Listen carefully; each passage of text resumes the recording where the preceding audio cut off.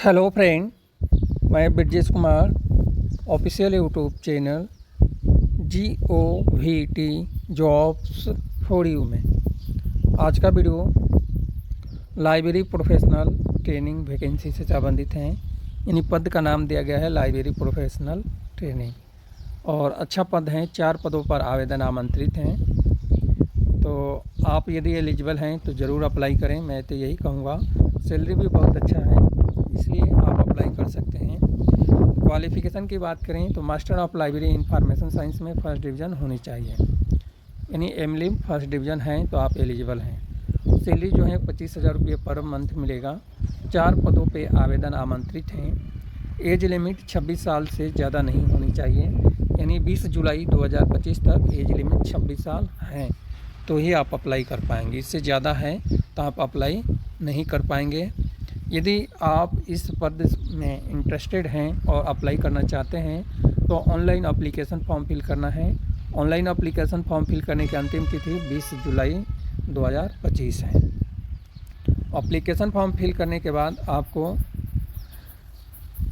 Receive Gmail conformation के लिए online written test होगा। रिटन टेस्ट जो है ऑनलाइन होगा और इसके लिए जीमेल आपको जीमेल करना है रिसीविंग के लिए। यानी एप्लीकेशन फॉर्म आपने फिल कर दिया है। यहाँ पे ऑलरेडी लिखा है, मैं पढ़कर सुना देता हूँ कि candidate who receive an Gmail confirmation will have to appear for a online written test.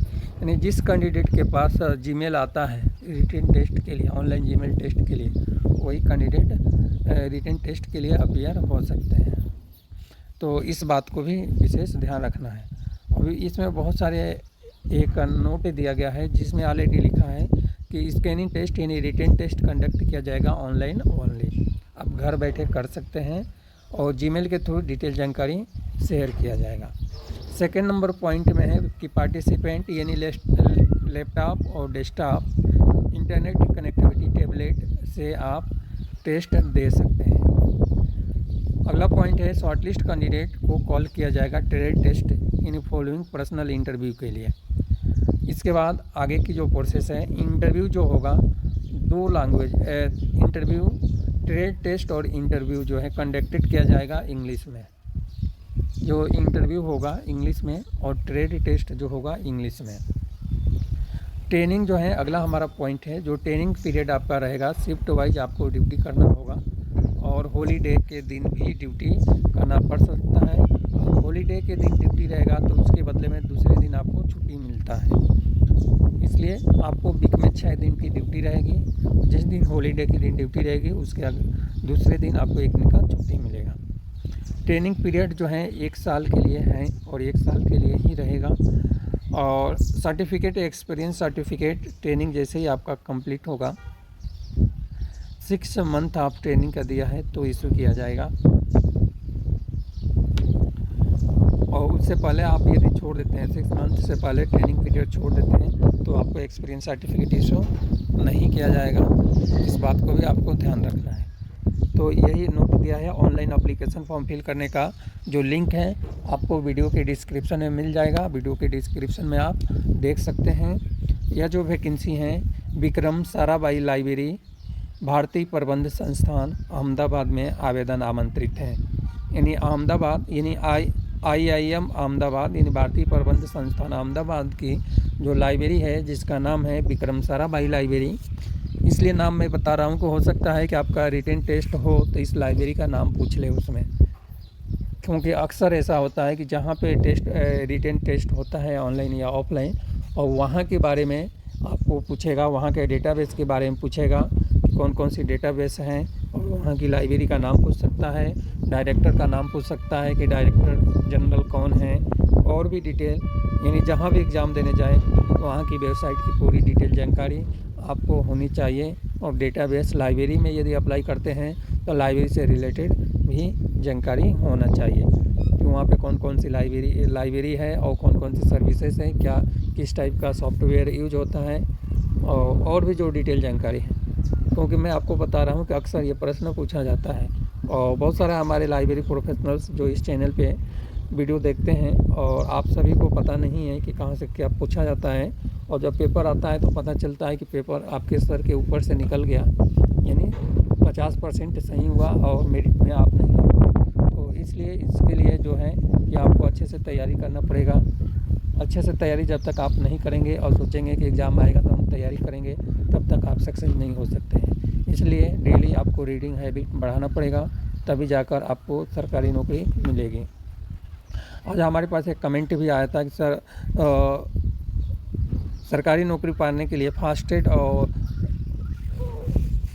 सरकारी नौकरी पाने के लिए बिलीव बेस पे कौन सा आइडिया है। तो उसका आइडिया यही है, मैं आपको हिंदी में बता देता हूँ कि आप एक तो तैयारी जो है लाइब्रेरियन की कंटिन्यू रखें, और इसके अलावा जनरल पेपर की भी तैयारी रखें, क्योंकि हो सकता है केबीएस में, एनबीएस में, केबीएस में तो जनरल पेपर आता ही है, एनबीएस में, ईएमआरएस में और राजस्थान में भी राजस्थान का जनरल पेपर कर दिया है, तो इस तरह से पेपर पूछा जा सकता है। और जब आपके लाइब्रेरी का 100% तैयारी रहेगा तो जैसे ही पेपर आएगा तो केवल जनरल पेपर ही तैयार करना रहेगा और इसको फोकस करना रहेगा। तो इस तरह से आपका एग्ज़ाम निकल जाएगा, और एग्ज़ाम निकलने से नहीं, मेरिट में आप आ जाएंगे, उसके बाद आपका सिलेक्शन हो जाएगा। तो इस तरह से कर सकते हैं। मेरा भी जब सरकारी नौकरी लगी थी तो हम तो एग्ज़ाम देकर भूल गए थे, अचानक फ़ोन आया और जीमेल भी आया, एसएमएस भी आया कि आपकी डॉक्यूमेंट वेरिफिकेशन है। उस टाइम मैं मध्य प्रदेश में काम कर रहा था, लाइब्रेरियन का, असिस्टेंट लाइब्रेरियन का। तो उसके बाद से मैंने डॉक्यूमेंट वेरिफिकेशन के लिए आए, और डॉक्यूमेंट वेरिफिकेशन के 1 महीने बाद हमें ज्वाइनिंग लेटर आया, उसके बाद से हमने ज्वाइन किया। तो इस तरह से आपके साथ भी हो सकता है, कब कि जब आप रीडिंग जो है यानी पढ़ाई जो है कंटिन्यू रखना पड़ेगा। जब तक आप कंटिन्यू नहीं रखते हैं तब तक सक्सेस होना बहुत मुश्किल है आज के ज़माने में। और प्राइवेट नौकरी तो मिल जाएगी, काम भी आप उतना करेंगे, लेकिन सैलरी आपको उसके वेटेज में कम मिलेगा, और जब कम सैलरी मिलेगा तो हमेशा आपके माइंड में ये रहेगा कि भाई इतने कम सैलरी में कैसे सर्वाइव करें। तो इसलिए आप अपनी पढ़ाई कंटिन्यू बनाए रखें, और बनाने के लिए आपके पास सिलेबस है कैसे सर्च करना है। एक एक टॉपिक आप गूगल में सर्च करेंगे, 50 ऑप्शन गूगल में मिलेगा, सारे ऑप्शन में आपको क्लिक करके देखना है, जो शब्द सूटेबल लग रहा है उस शब्द को आपको एक नोटपैड में लिख लेना है। इस तरह से करके आप अपने को मतलब अपनी तैयारी को आगे बढ़ा सकते हैं, मैं तो यही कहूँगा।